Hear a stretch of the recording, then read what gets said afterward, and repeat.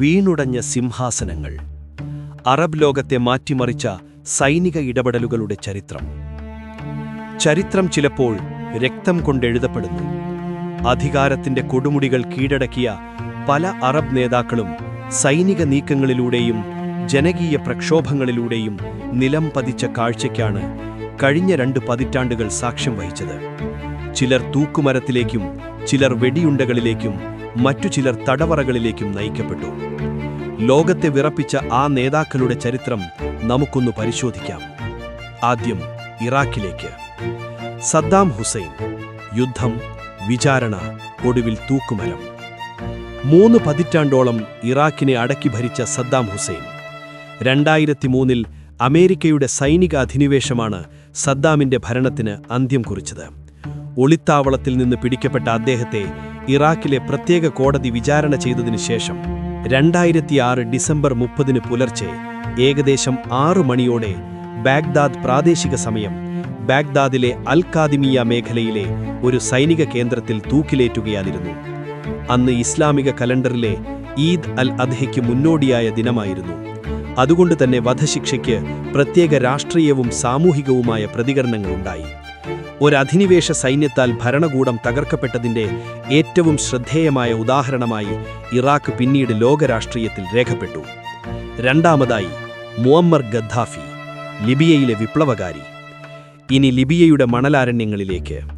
42 വർഷം ലിബിയയുടെ പരമാധികാരിയായിരുന്ന മുഅമ്മർ അൽ Gaddafi 2011 Arab വസന്തവും അതിനെ തുടർന്നുണ്ടായ നാറ്റോയുടെ സൈനിക ഇടപെടലും ഗദ്ദാഫിയെ അധികാരത്തിൽ നിന്ന് തെറിപ്പിച്ചു. ഒടുവിൽ സ്വന്തം നാട്ടുകാരായ വിമതരുടെ കൈകളാൽ അദ്ദേഹം ക്രൂരമായി കൊല്ലപ്പെട്ടു. ഒരു കാലഘട്ടത്തിന്റെ അന്ത്യമായിരുന്നു അത്. മൂന്നാമതായി യാസർ അറാഫാത്ത്, ഫലസ്തീന്റെ പോരാളി. ഫലസ്തീൻ ജനതയുടെ വിമോചന സ്വപ്നങ്ങൾക്ക് നേതൃത്വം നൽകിയ യാസർ അറാഫാത്ത് ഔദ്യോഗികമായി വധിക്കപ്പെട്ടതല്ലെങ്കിലും തന്റെ അവസാന നാളുകളിൽ ഇസ്രായേൽ സൈന്യത്തിന്റെ കടുത്ത ഉപരോധത്തിലായിരുന്നു അദ്ദേഹം. റാമള്ളയിലെ തന്റെ ആസ്ഥാനത്ത് സൈനിക വലയത്തിനുള്ളിൽ കഴിഞ്ഞ അദ്ദേഹം 2004 ദുരൂഹ സാഹചര്യത്തിൽ അന്തരിച്ചു. ഇന്നും അദ്ദേഹത്തിന്റെ മരണം ഒരു രാഷ്ട്രീയ രഹസ്യമായി തുടരുന്നു.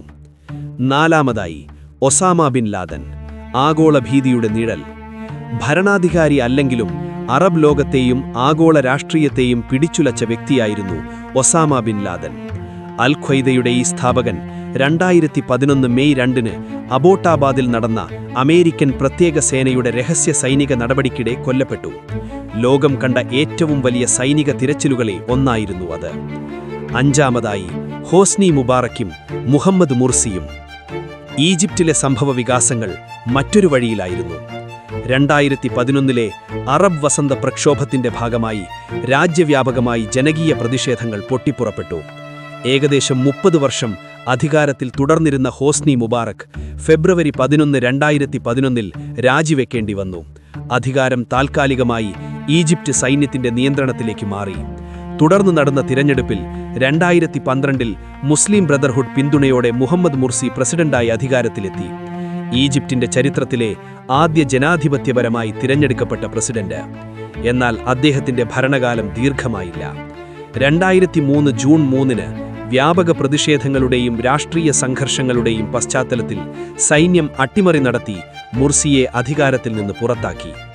അദ്ദേഹത്തെ പിന്നീട് അറസ്റ്റ് ചെയ്തു. വിവിധ കേസുകളിൽ വിചാരണ നേരിട്ട അദ്ദേഹം 2019 ജൂൺ 17 കോടതിയിൽ വിചാരണയ്ക്കിടെ കുഴഞ്ഞുവീണു മരിച്ചു. ഈ തുടർച്ചയായ അധികാരമാറ്റങ്ങൾ ഈജിപ്തിനെ ദീർഘകാല രാഷ്ട്രീയ അനിശ്ചിതത്വത്തിലേക്ക് തള്ളിവിട്ടു. ആറാമതായി അലി ഖമേനി, ഇറാനിലെ ആത്മീയ നേതാവ്. അറബ് വംശജനല്ലെങ്കിലും മേഖലയിലെ രാഷ്ട്രീയത്തെ നിയന്ത്രിച്ച ഇറാനിലെ പരമോന്നത നേതാവ് ആയത്തുള്ള അലി ഖമേനി ഏറ്റവും അവസാനം 2026 ഫെബ്രുവരിയിൽ നടന്ന സംയുക്ത സൈനിക വ്യോമാക്രമണത്തിൽ അദ്ദേഹം കൊല്ലപ്പെട്ടതോടെ സൈനിക ശക്തിയുടെ ഭുജങ്ങളിൽ ഉയർത്തിപ്പിടിച്ച സാമ്രാജ്യങ്ങൾ പലതും, ഒടുവിൽ അതേ ശക്തിയിൽ തന്നെ തകർന്നു വീണ സാമ്രാജ്യങ്ങളുടെ പലതും, അതേ ശക്തിയിൽ തന്നെ തകർന്നു വീണവരുടെ കഥകളാണിവ.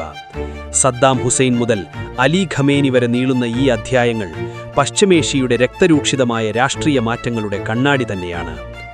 അധികാരം ശാശ്വതമല്ലെന്നും ജനങ്ങളുടെ ശബ്ദവും യുദ്ധത്തിന്റെ കുരുതിയും ചരിത്രത്തെ തിരുത്തി വരയ്ക്കുമെന്നതും ഈ ഭൂമി നമ്മെ ഓർമ്മിപ്പിക്കുന്നു. ഇനി ഈ മണലാരണ്യങ്ങളിൽ പുതിയൊരധ്യായം ആരാണ് എഴുതുക? ചരിത്രം വീണ്ടും ആരുടെ പേരാണ് വിളിക്കുക? ലോകം നിശബ്ദമായി കാത്തിരിക്കുന്നു. തയ്യാറാക്കിയത് Rasheed Thozhiyur, fusion flix media. ഈ ലേഖനത്തിൽ പരാമർശിക്കപ്പെടാതെ പോയ നേതാക്കൾ ആരെങ്കിലും ഉണ്ടെങ്കിൽ പ്രേക്ഷകർ കമന്റ് ബോക്സിൽ പങ്കുവയ്ക്കുക. കൂടുതൽ വാർത്തകൾക്കും വിശകലനങ്ങൾക്കും ഞങ്ങളെ പിന്തുടരൂ.